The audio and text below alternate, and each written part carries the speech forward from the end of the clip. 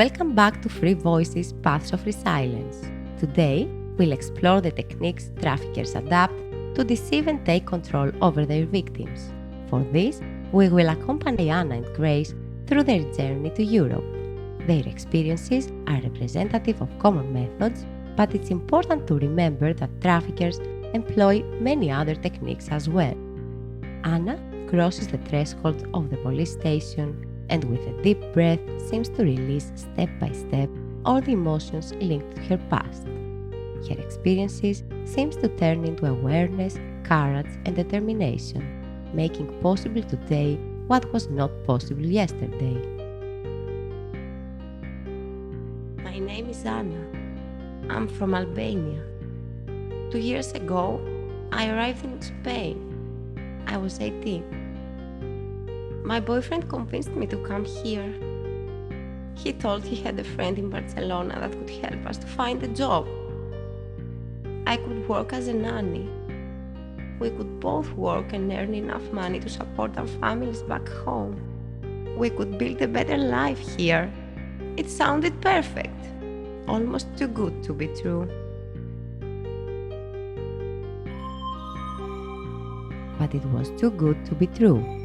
Anna soon realized that the promises were lies. We found an accommodation in the neighborhood of Barcelona. In a few days, my boyfriend changed. The beatings and the insults started. He started forcing me to have sex with other men. I felt like I was living in a nightmare. After a while, I realized we were several women in the same situation.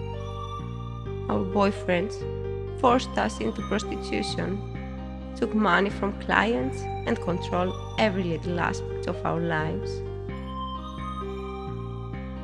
Traffickers adapt different deception techniques depending on the country in which everything originates. My name is Grace. I'm from a little village in the countryside of Nigeria. A friend of my family offers to find a job in Europe for me and organize the travel. My family was not rich. My journey represented a hope for all of them. Before I left, we made a pact with this person through a juju ride. I was 16 when I left Nigeria. The juju rite is an oath of obedience, typical of some communities in Nigeria, which makes victims of trafficking follow whatever instructions are given so as not to put their lives and the lives of their families at risk.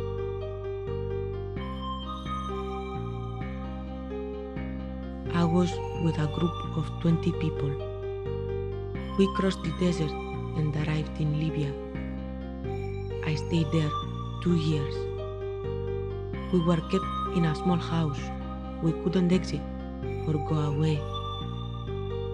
The first who raped me was the guy who was supposed to take care of me in the travel. Then, in those 2 years, I was forced to prostitute until I earned enough money to pay my ticket to Europe. I arrived in Italy crossing the sea. The journey was terrifying. In Italy, there was another guy waiting for me that put me on a train that brought me to France.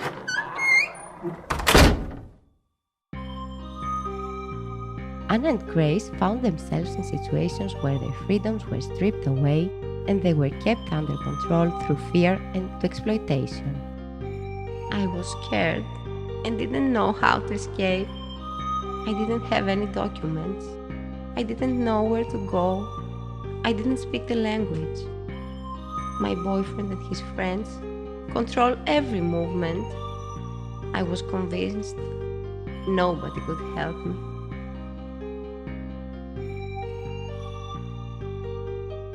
I was in an apartment with other women.